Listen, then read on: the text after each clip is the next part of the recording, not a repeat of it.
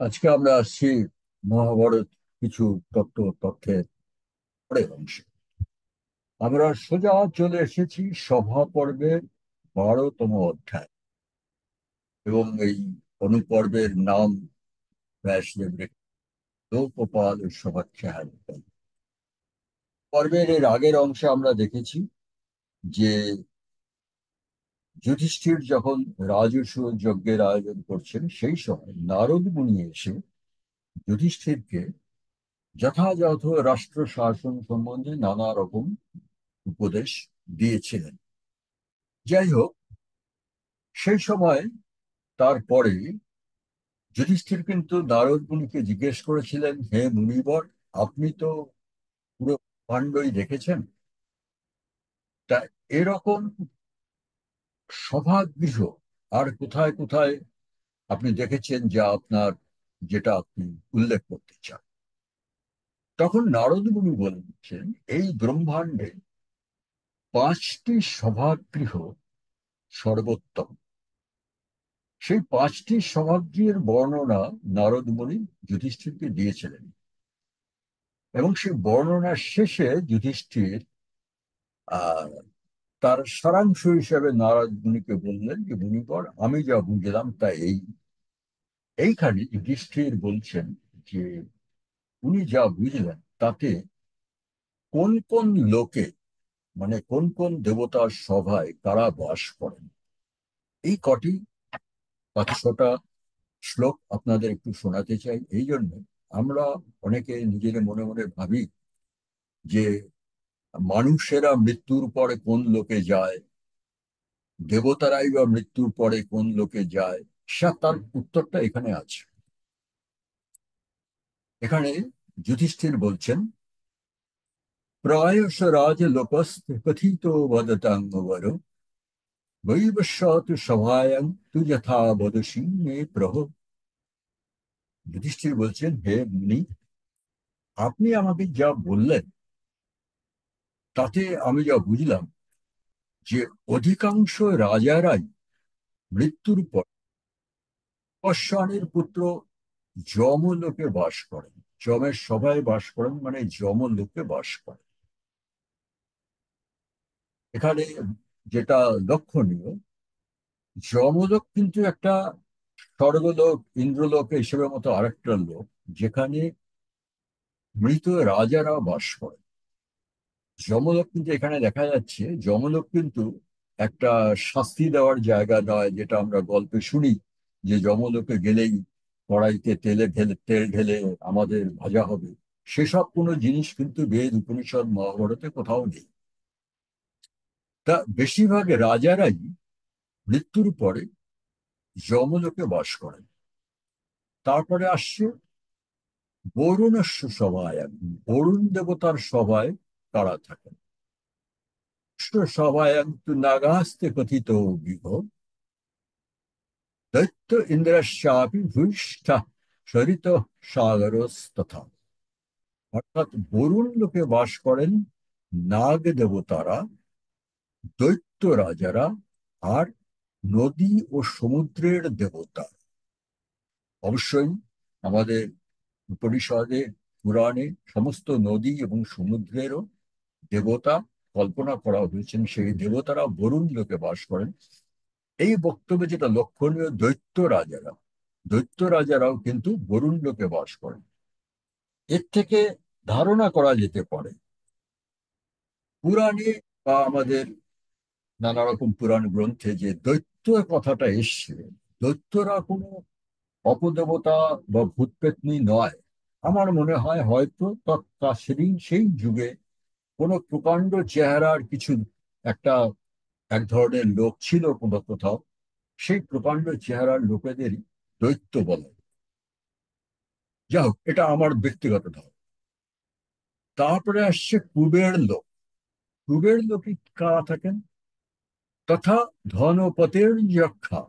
ধনপতি বা কুবেরের লোকে থাকেন যক্ষা, মানে যক্ষ, গুচ্ছকা, গুচ্ছক, রাক্ষসাস তথা রাক্ষস, গন্ধর্ব, অপ্সরসৈব, গন্ধর্ব, অপ্সরারা, এরা থাকেন সব কুবের লোকে। আর খুব লক্ষণীয়, ভগবাংশ বৃষধ্বজ। বৃষধ্বজ, বৃষবাহন যার, মানে ভগবান শিব, তিনিও কুবের লোকে থাকেন।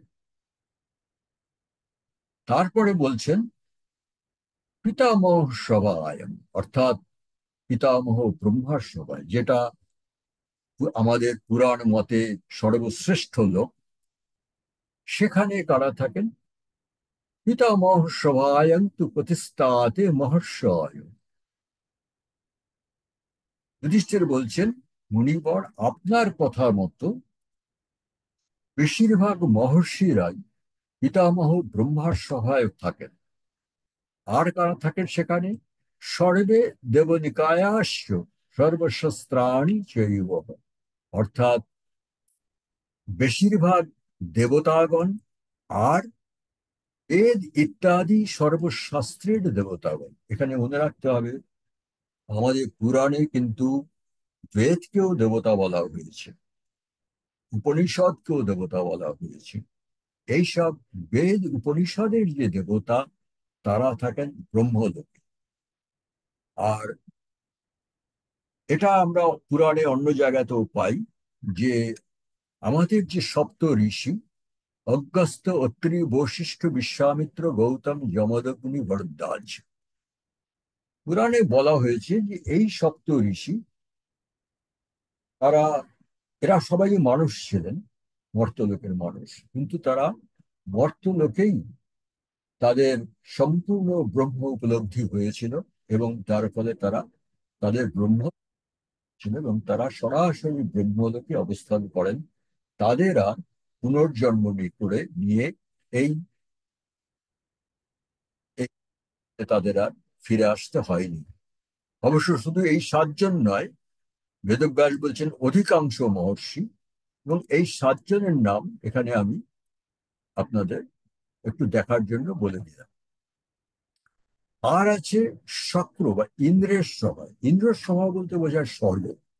স্বর্গে কারা থাকেন? শক্রস্য তু সভায়ন্তু দেব সংকীর্তিত মৌনে শতস্য গন্ধর্বা বিবিধাস্য মহর্ষয়। স্বর্গে থাকেন অধিকাংশ দেবতা আর কয়েকজন মহর্ষি আর গন্ধর্ব।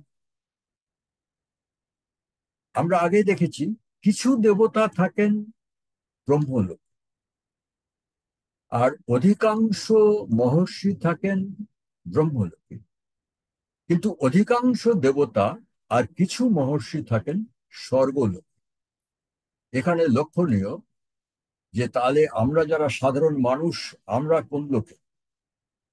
দেখা যাচ্ছে আমরা যারা সাধারণ মানুষ, মৃত্যুর পর আমাদের আত্মা এই 5টি লোকের কোথাও আমাদের স্থান নেই। তা আমাদের স্থান কোথায়, সেটা এখানে আলোচ্য বিষয় নয়। যারা আগ্রহী তাদের বলে রাখছি আমি, আপনারা একটু কষ্ট করে উপনিষদের, বিশেষ করে ধরুন ছন্দোগ্য উপনিষদ যদি একটু ভালো করে দেখেন, সেখানে বিস্তৃত বিবরণ দেওয়া আছে। সাধারণ মানুষ আমরা, আমাদের মৃত্যুর পরে আমাদের আত্মা ঊর্ধ্বগতি ধাপে ধাপে কোন লোক থেকে কোন লোকে হয়, এবং পুণ্য ক্ষয়ের পরে আবার ধাপে ধাপে কোন লোক থেকে কোন লোকে আমরা পৃথিবীতে পুনর্জন্ম নিয়ে ফিরে আসি। এই গেল 5টি লোক। এরপরে আমি সোজা চলে আসছি সভা পর্বের 49তম অধ্যায়, দ্যূত পর্ব। এটা মহাভারতের একটা অত্যন্ত ইম্পর্টেন্ট পর্ব, দ্যূত পর্ব, যেখানে পাশা খেলা হয়েছিল। এই পর্বটার কিছু কিছু শ্লোক, কারণ এই পর্বটা আয়তনে খুব বড়, কিছু কিছু শ্লোক আপনাদের সামনে তুলে ধরছি এই জন্যে, বোঝার জন্য যে ঘটনা ক্রমটা অ্যাকচুয়ালি কি ছিল, যেখানে এদের মধ্যে যে বিবাদ বিষমবাদটা ছিল, সেটা থেকে হঠাৎ যুদ্ধের প্রস্তুতি শুরু হল, মহাযুদ্ধের। অবশ্য আমরা আগে দেখেছি, বহু বহু যুগ আগে, জন্মান্তর আগে স্বয়ং ব্রহ্মা স্থির করে দিয়েছিলেন যে মহাযুদ্ধ হবে। কিন্তু তার তো একটা পৃথিবী মর্তলোকে, তার তো একটা কারণ ঘটাতে হবে। সে কারণগুলো কিভাবে কিভাবে ঘটেছিল সেইটা বোঝার জন্য আমি মাঝখান থেকে কয়েকটা শ্লোক আপনাদের সামনে তুলে ধরবো। এখানে আমি একটু ভূমিকা লিখে দিয়েছি। যুধিষ্ঠিরের রাজসূয় যজ্ঞে পাণ্ডবদের ধন সমৃদ্ধি দেখে দুর্যোধন ঈর্ষায় দগ্ধ হয়ে যে কোনো উপায়ে পাণ্ডবদের ধন অপহরণ করার কথা চিন্তা করতে শুরু করলেন। আপনারা জানেন যুধিষ্ঠির রাজসূয় যজ্ঞ করেছিলেন। উনি ভাইদের মধ্যে জ্যেষ্ঠ ভ্রাতা হিসেবে কৌরব ভাইদেরও নানা রকম রাজস্ব যজ্ঞে অনেক বড় বড় দায়িত্ব দিয়েছিলেন। তারা সেই দায়িত্ব পালনও করেছিল। কিন্তু সেই রাজস্ব যজ্ঞে তারা যখন যুধিষ্ঠিরের বৈভব, তার সম্পদ, তার মহিমা দেখতে পেল, তখন তারা ঈর্ষায় একদম দগ্ধ হয়ে গেল। এবং তারা তখন চিন্তা করতে শুরু করলো যে কিভাবে পাণ্ডবদের এই ধন সম্পদ হরণ করা রাখতে হবে। তাদের চিন্তা কিন্তু এটা ছিল না যে কিভাবে পাণ্ডবদের মেরে ফেলা যায়, তাদের চিন্তা ছিল কিভাবে ওদের সম্পদ হরণ করা যায়। দুর্যোধনের ওইটাই ইচ্ছা যে কি করে আমি সম্পদের মালিক হব। এবং আপনারা মহাভারত যারা পড়েছেন তারা জানেন দুর্যোধনের ছিল একটি গোপন ক্যাবিনেট বলা যায়, যেখানে তিনজন মেম্বার, দুর্যোধন, শকুনি আর কর্ণ, সমস্ত অপকর্মের পরিকল্পনা কিন্তু এই তিনজন করেছিল। মধ্যে অন্যান্য যারা মহারথী, দ্রোণাচার্য, কৃপাচার্য, ভীষ্ম, তারা কেউ এই কুকর্মের পরিকল্পনার মধ্যে থাকতো না বা তাদের ডাকাও হতো না। এই তিনজন মিলে আলোচনা শুরু করলো। সেই আলোচনার মধ্যে শকুনি বললেন, যেহেতু যুদ্ধে কোনো মতেই পাণ্ডবদের হারানো যাবে না, এটা শকুনি দিয়েছিল, যুদ্ধ করে তুমি পাণ্ডবদের কিছু করতে পারবে, একটা উপায় আছে, বাজি রেখে পাশা খেলায় হারিয়ে যুধিষ্ঠিরের সর্বস্ব দখল করে নেওয়া যেতে পারে। কারণ তোমার তো ধন সম্পত্তি দরকার, যুধিষ্ঠিরের প্রাণটা তো দরকার নেই। ধন সম্পদ যদি দরকার হয় তা সেটা পাশা খেলায় করা যেতে পারে। এই সমস্ত পরিকল্পনা করে তখন আর শকুনি খুব ভালো মানুষের মতো ধৃতরাষ্ট্রের কাছে গিয়ে উপস্থিত হলো, কোন রকমে ধৃতরাষ্ট্রকে বুঝিয়ে বাজিয়ে পাশা খেলার অনুমতি আদায় করার জন্য। আবার আপনাকে মনে করিয়ে দিই, এই দুর্যোধনের যত কুকর্ম, সব কুকর্মের অনুমতি কিন্তু ধৃতরাষ্ট্র দিয়েছিল, দিতে বাধ্য হয়েছিল বা দিয়েছিল। দুর্যোধন কিন্তু রাজা ধৃতরাষ্ট্রের অনুমতি ছাড়া কোনো কুকর্ম করেনি। শুধু যুদ্ধ যখন শুরু হয় তখন দুর্যোধন নিজের যুদ্ধ পরিচালনা করেছিলেন। এবারে শকুনি আর দুর্যোধন যখন রাজা ধৃতরাষ্ট্রের কাছে উপস্থিত হলেন, সেখানে দেখুন এই ধূর্ত শকুনি কি বলছে। ধূর্ত শকুনি একদম মুখ চোখ কালো করে বলছেন ধৃতরাষ্ট্রকে, দুর্যোধন মহারাজ বিবর্ণ হরিণ কৃষ। মহারাজ, দুর্যোধনের চেহারা তো দিন দিন কিরকম বিবর্ণ আর হরিণের মতো শীর্ণ রোগা হয়ে যাচ্ছে। দীন চিন্তা শৈব তং বৃদ্ধি মনুয়াধিক। সারাদিন ও কি এক দুশ্চিন্তায় ডুবে থাকে। শকুনি আরো বলছেন, নবই পরীক্ষা সে সম্ভব সৎসং শত্রু সম্ভব। শকুনি বলছে, আমার মনে হয় ওর এই করুণ অবস্থার কিছু একটা প্রতিকার আপনি করুন। নবই পরীক্ষা আসে, ওর এই কষ্টের কারণ কি সেটা একটু বোঝার চেষ্টা করুন, একটু পরীক্ষা করুন। অ্যাজ ইফ শকুনি কিছুই জানে না, সে ধৃতরাষ্ট্রকে এইসব বলছে। আরো বলছেন ধৃতরাষ্ট্রকে আরো একটু চাপ দেওয়ার জন্য, জ্যেষ্ঠ পুত্রস্য ঋচ্ছকং কিমর্থং নাববুদ্ধসে। যে ও আপনার জ্যেষ্ঠ পুত্র, ওর কিসের এত কষ্ট একটু জানার চেষ্টা করুন। এই হচ্ছে শকুনির বক্তব্য। তখন ধৃতরাষ্ট্র সামনেই উপস্থিত এই দুর্যোধন, দুর্যোধনকে বলছেন, দুর্যোধন কুত মূলং ভীষমার্তে সুপুত্র শ্রোতব্যস্যন্ময়া স্বার্থ ব্রূহি মে কুরু নন্দন।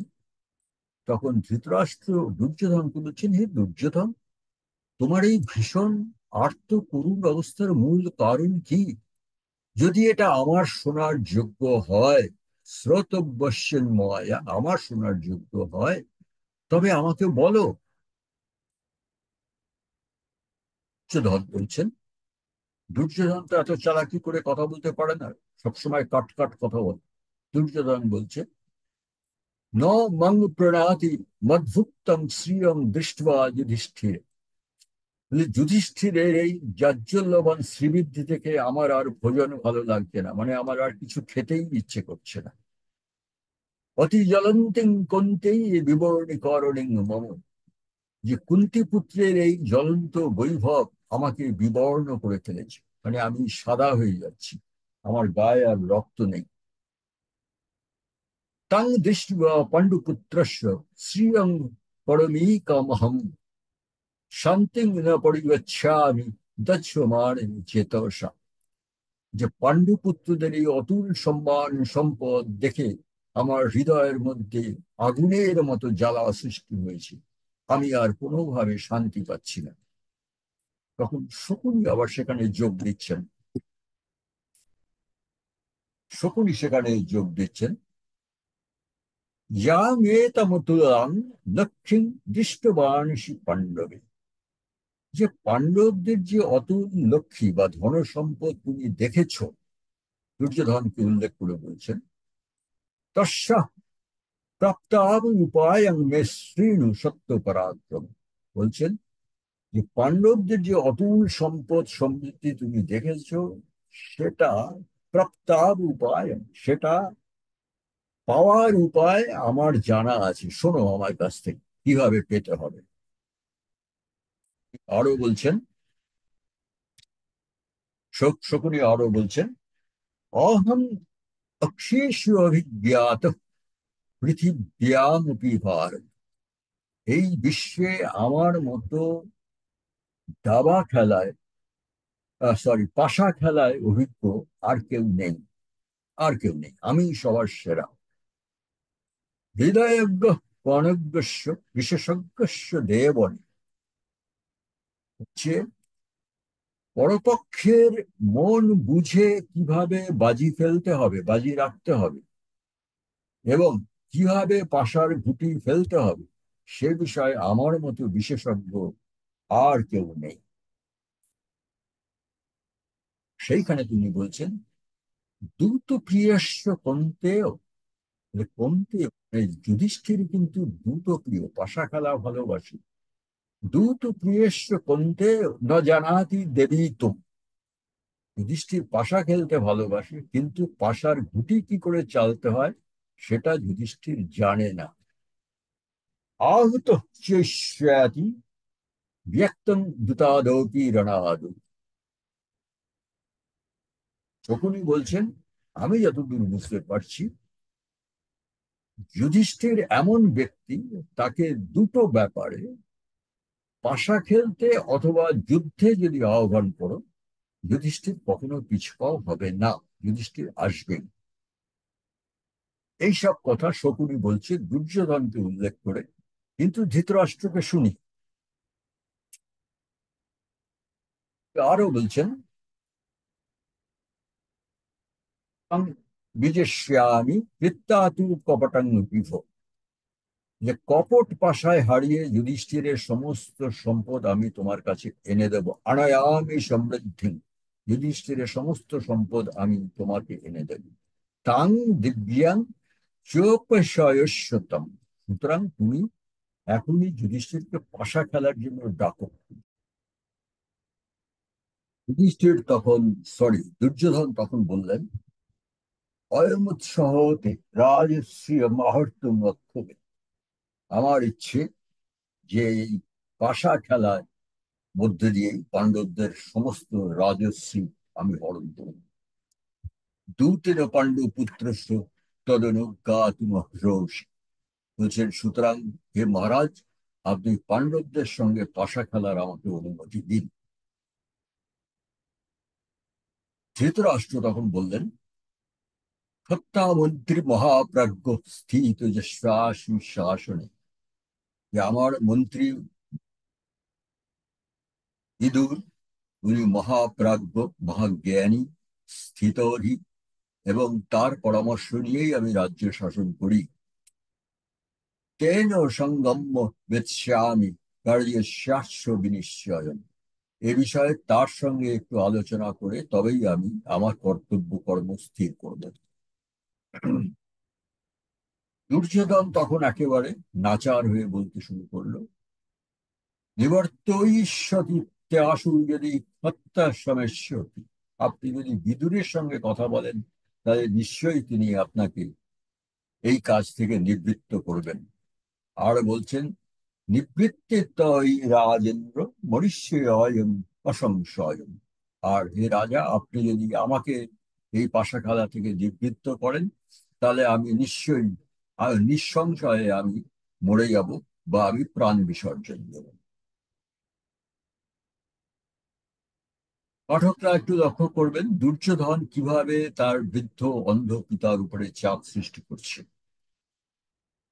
এখানে আমি একটু আমার নিজের অভিজ্ঞতার কথা বলি। আমি কিন্তু এখনো দেখি এইভাবেই অনেক কুপুত্ররা বৃদ্ধ পিতা মাতার উপরে চাপ সৃষ্টি করে, এবং সবসময় তারা ওই কথাই বলে, এটা না দিলে আমি মরবো, ওটা না দিলে আমি মরবো।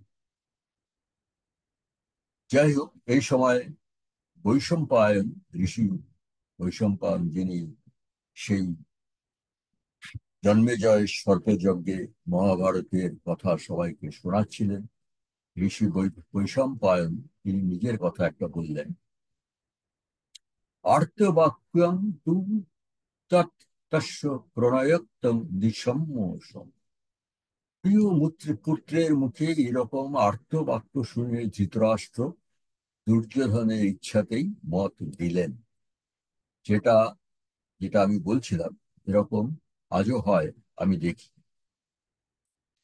ধৃতরাষ্ট্র ব্রবীত পৃষ্যান দুর্যোধন মতে স্থিত। ধৃতরাষ্ট্র দুর্যোধনের মতেই নিজের মত দিয়ে দিলেন। তৎসুপ্তাবিদুর ধীমান কলিদ্বারমুপস্থিতম বিনাশমুপন্নং ধৃতরাষ্ট্রমুপদ্রবৎ। এই কথা অন্যের মুখে বিদুর যখন শুনতে পেলেন, উনি তখন বুঝলেন কলির দ্বারম উপস্থিতম, যে কলির শুরু এবার হলো। বিনাশ মুখম উৎপন্ন, বিনাশের শুরু এই উৎপন্ন হলো। এবং উনি তড়িঘড়ি ধৃতরাষ্ট্রের কাছে এসে উপস্থিত হলেন। এবং ধৃতরাষ্ট্রের কাছে এসে বিদুর বললেন, নাভিনন্দামিতে রাজন ব্যবসায় মিমাং প্রভু। আপনি এই যে সিদ্ধান্ত নিয়েছেন, এটা আমার একেবারেই মনোপছন্দ নয়।